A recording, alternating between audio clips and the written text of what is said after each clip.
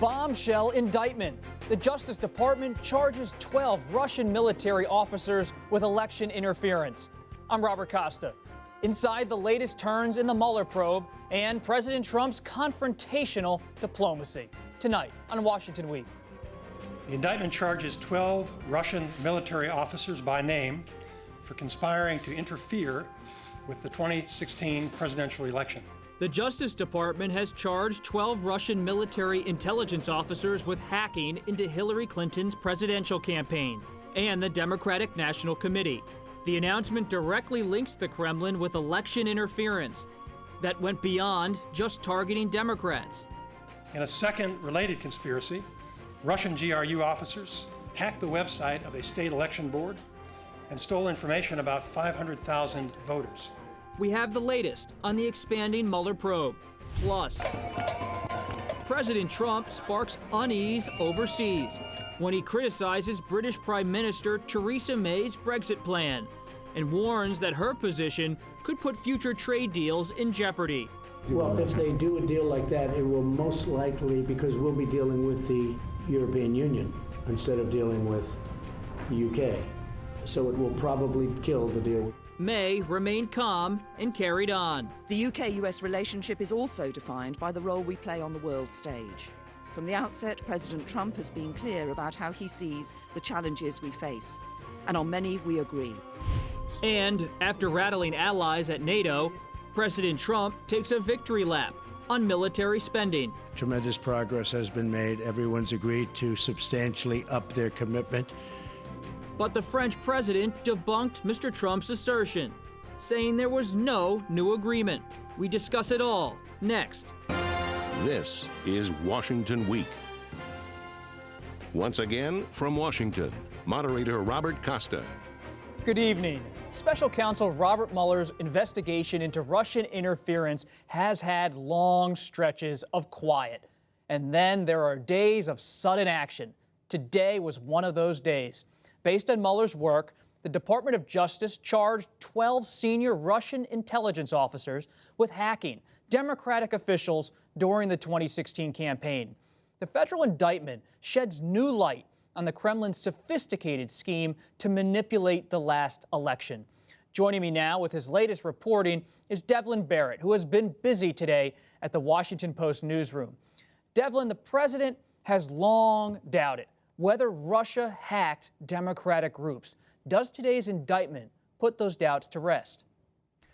I think it puts doubts to rest that the Russians engaged in this hacking, definitely. I also think it should put to rest a lot of conspiracy theories that have been tossed up to try to argue that Russia didn't engage in this hacking.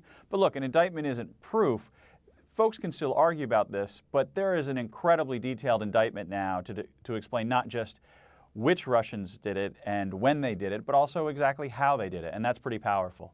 And what did we learn about how they did it? When you read this indictment, you hear about digital currency like Bitcoin. You hear about social media. What did you learn?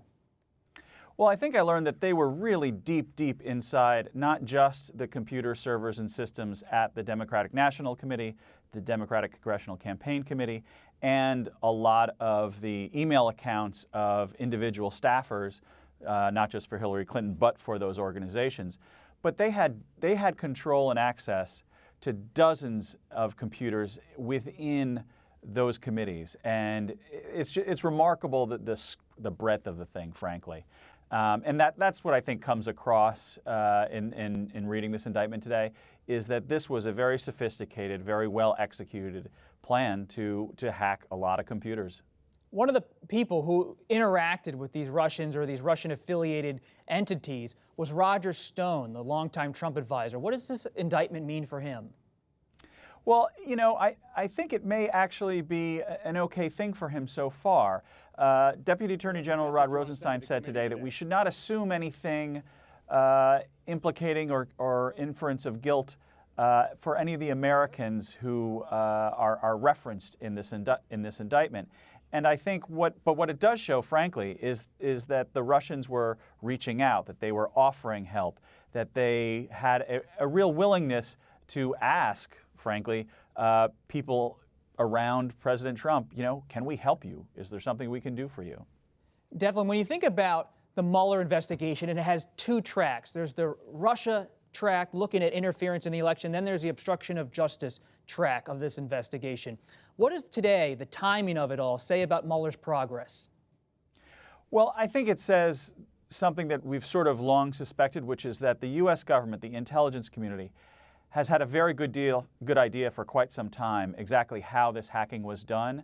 I think Mueller's indictment, frankly, lays it out in a lot of detail. We still have an unanswered question, though, of, okay, so this is how the Russians did it. What, if anything, did the Americans do? That's the still significant unanswered question that this indictment ultimately does not speak to.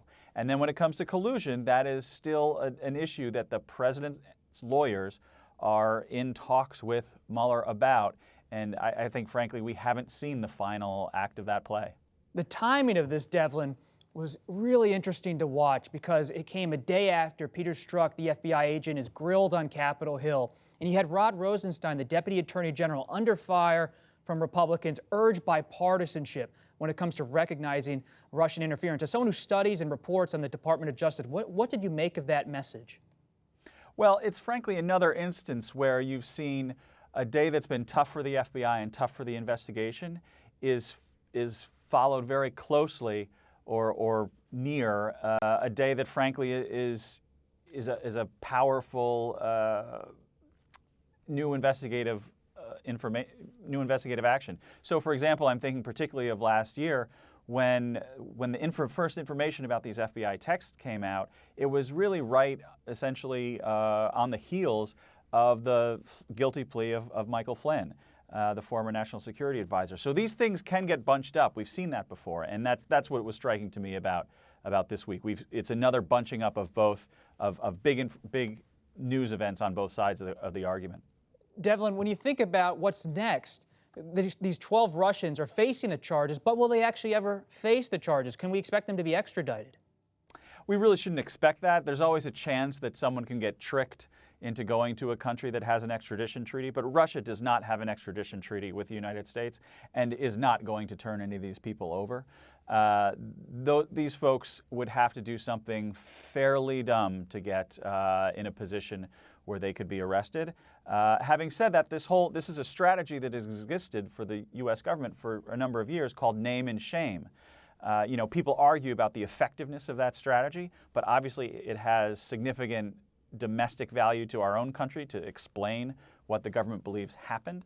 So even if you never see any of these people in court, I know a lot of intelligence community officials would say there's great value to just saying in a court document, this is what happened. Devlin, it's always great to have you on a day you're writing the front page story. Thanks for joining us. Appreciate it. Thank you. Well, while the Deputy Attorney General was at that lectern, President Trump was in the United Kingdom having tea with Queen Elizabeth II after meeting with British Prime Minister Theresa May. Mr. Trump was greeted with pomp and protest during his visit, but it was that explosive interview with The Sun, a tabloid newspaper owned by Rupert Murdoch's News Corporation, that made headlines. In the on-the-record interview, the president criticized May's approach to Brexit, the UK's effort to leave the European Union. Here's what he said. I actually told Theresa May how to do it, but she didn't agree with it. She didn't listen to me. What did she say? She didn't listen. No, I told her how to do it. That will be up to her to say. But I told her how to do it. She wanted to go a different route. In the Sun interview, he also praised May's political rival Boris Johnson, appearing to undermine May's fragile position in Britain's negotiations with the EU. Once the Brexit process is concluded and perhaps the UK has left the EU, I don't know what they're going to do, but whatever you do is okay with me. That's your decision. Joining me tonight from Washington, Peter Baker of the New York Times, Kayla Tausche of CNBC, and Katty Kay from BBC's World News America. Thanks so much for being with us tonight, all of you, great reporters. But let's start with Katty. You think of the president there in the UK, and he's confronting the special relationship, a long-standing relationship, but also rattling the relationship at the same time. What's been the consequence for the Prime Minister? Look, he couldn't have waded into a more sensitive domestic political issue at a more sensitive time than he did today. President Trump was fiercely critical in that Sun interview of the way that Theresa May has handled the Brexit negotiations. And he also said that if she went ahead with a new plan that she's just unveiled for Brexit, then America wouldn't be able to sign a trade deal with the United Kingdom. This isn't just being rude to your host when you turn up to dinner. This has practical implications for the Prime Minister. There have been times during the course of this week, Robert, where we didn't know if Theresa May was going to survive the night as Prime Minister. There was going to be some kind of leadership challenge to her. And it's all around this issue of Brexit and trade deals. So for the President to further put her in a position where her leadership is in jeopardy, her government is in jeopardy, her Brexit plan is in jeopardy, was really remarkable in the context of wading into another country's domestic politics. They then had this press conference, which can really best be described as a kind of make nice cleanup operation. But there are Conservative members of Theresa May's own parliament who looked at that Sun interview, and one in particular that I'm thinking of, who before the Sun interview had been in favour of the Prime Minister's new Brexit plan, and after that Sun interview said, look, if there's not going to be a trade deal with the United States, then I'm not sure I can support this plan after all. So there are real consequences for Theresa May because of this. So you're talking about the political implications, but Kayla, what are the economic implications facing the UK as they look at tariff wars with the United States and a complicated scene with the EU?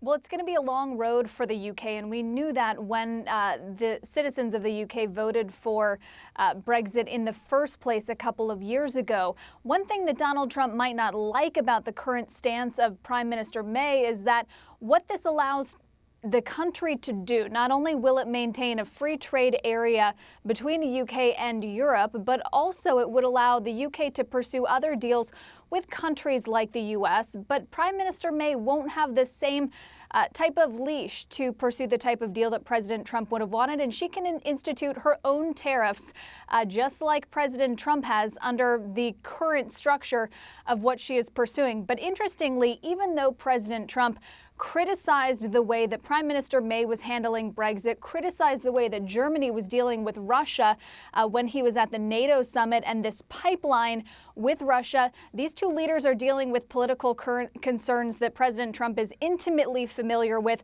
how to protect jobs in their own country, get investment, cheap energy domestically, and those are things that he can probably appreciate from afar, even if on the ground he's highly critical. So, Peter, that brings up the question, why did President Trump take this approach in the UK? They're laying out the red carpet, the Queen is there, they're reviewing the troops, they're seeing castles, yet he feels compelled to rattle the whole situation. Yeah, look, this is a disruptor, not a diplomat. He doesn't go to Europe with the idea of smoothing things over. He goes over there to rattle things up. He likes to make a stink to some extent. He likes to hit even our allies with their biggest vulnerabilities. What's the biggest vulnerability for Theresa May right now? Obviously, this Brexit situation. What's the biggest vulnerability for Angela Merkel right now, who we saw and sort of took on a little earlier in the week at the NATO summit? Well, migration would be one. He obviously hit her on defense spending and her energy dependence on Russia as well. This is not somebody who's trying to smooth things over. This is somebody who likes to mix it up and enjoys the sort of chaos that it creates. However, he tends to do it like he did in Britain. He tends to do it sort of off stage. He does it with a newspaper in an interview and then claims that it's fake news, even though there's a tape of him saying it, rather than to her face at the press conference where he tries to, in fact, say how much he appreciates her and admires her leadership. That's the Donald Trump style, one that we probably will not see when we go to Helsinki, when it might be a little bit different. Caddy, the president also waded into the rise of nationalism on the continent in the UK by talking about how immigration is changing cultures, changing the culture of Europe. What to make of the president is in his comment there in that Sun interview? Is he showing solidarity with that rise of nationalism? Is he reframing U.S. foreign policy? Well, we know from comments from his ambassador to Germany that they like the idea of promoting these more far-right nationalist, populist groups in the country. He made it absolutely clear, both in the Sun interview and actually in the press conference as well, that he thinks that immigration has changed the culture of Europe in bad ways. That was one area where the two leaders, Prime Minister May and President Trump, were at stark differences in that press conference. There were people in the UK who were hoping they might have a kind of Love Actually moment with Theresa May standing up to the American president and invoking, well, not David Beckham's right foot, but perhaps Jordan Pickford's left wrist. It didn't happen, except on that one issue of immigration, where the Prime Minister said, look, overall immigration has been a good thing for our country, very different from Donald Trump. There are a couple of areas where you can rely on Donald Trump to be consistent. In many ways, he's inconsistent, but he is consistent on not liking multilateral organizations, on not liking immigration, and on feeling that America has had a rough time and a bad deal from its allies. So as European leaders try to kind of navigate how to deal with this president, how to get the best out of the relationship with the White House, those are things they know that they can rely on. As the European leaders try to deal with this, Kayla, they're looking at what happened at the NATO summit, and they see the president trying to push up the threshold of military spending for those nations up to 4% from 2%. What did they make of his transactional approach to this alliance? Well, you saw this one quote appearing many places from a NATO official who said, we thought it was going to be bad going in, and even though our expectations were low, it was worse coming out of it. So that was a pretty stunning remark, albeit not on the record from that official. So clearly the countries and the allies of NATO were very much prepared for the president to come in and rip up the playbook at away games, as he has become very comfortable at doing. You might remember before this year, perhaps even before as recently as the G7, the president would approach these events with all of the decorum that previous administrations would have, and then he would wait until he got back to the United States to criticize the people that he had just met with. That's no longer the case. What he did at NATO, though, which is interesting, and there might be some disagreement among leaders in the room about what exactly they committed to and under what time frame, but the one thing the president did was set a deadline. He said if these countries by January do not meet this 2% deadline, he's basically reserving the right to withdraw from NATO. We know he has disdain for any bylaws that came before him, and he's basically preparing to potentially withdraw if he still doesn't like it in a few months' time. Potentially withdraw. Peter, whether NATO, I mean, this is an institution that is steeped in history, some shared ideology when it comes to foreign policy and approach to the West. If you have an American president taking this kind of approach, does it raise questions about the future of NATO? Can it exist in its current form? Yeah, no, it was very striking. On the front page of your newspaper this week was the headline, "Will NATO survive Trump?" And that's a headline you never would have imagined under any other president. For 70 years, this organization has been the bedrock of America's relationship with the West, the bedrock of the European-American, world order, in effect. And the idea that it's somehow now up for question is extraordinary. And of course, during the campaign, he said he thought NATO was obsolete. He had refused at first to recommit to the Article 5 of the Charter, the Atlantic Charter, that says an attack on one is an attack on all. Then he twists around and says, no, but I like NATO. I'm all for NATO. So it's really hard to see where he's going with this. But the very idea that we're discussing it, I'll tell you this, the one person who's happy about that is Vladimir Putin. He's going to see President Trump on Monday in Helsinki. For 20 years as Prime Minister and President of Russia, it's been his goal to drive a wedge between America and its NATO allies. And here, whether he had anything to do with it or not, he's seeing a great deal of success. What do we expect from that meeting coming up on Monday, Caddy? The president and the Russian president. Well, I think that the indictments today from Bob Mueller's team have put an extra load of pressure on the president as he goes into that meeting. This now takes the Russia investigation right to the staff, effectively the employees, people on the payroll of the Russian government, people in Vladimir Putin's orbit. It's hard to see how President Trump has already said he's going to raise that. He said that before the indictment. It's hard to see now how he cannot raise it with, one would expect, with some force. But we don't know, because potentially there are only going to be translators in the room and no staffers with him. So whether we will even know exactly what comes out of that meeting, he's just leaving the United Kingdom, where a British citizen has been killed by a nerve agent that Britain says was put on the UK soil by Russia as well. A lot of concern amongst European allies about exactly what's going to come out of that meeting with Vladimir Putin, and now extra political tension around it because of what has happened here in Washington today. Kayla, are we seeing a new relationship between the Russian president and Europe as much as we're seeing a new relationship between Putin and Trump? When you think about the president showering attention on the Russian energy relationship with Germany this week, why did he do that?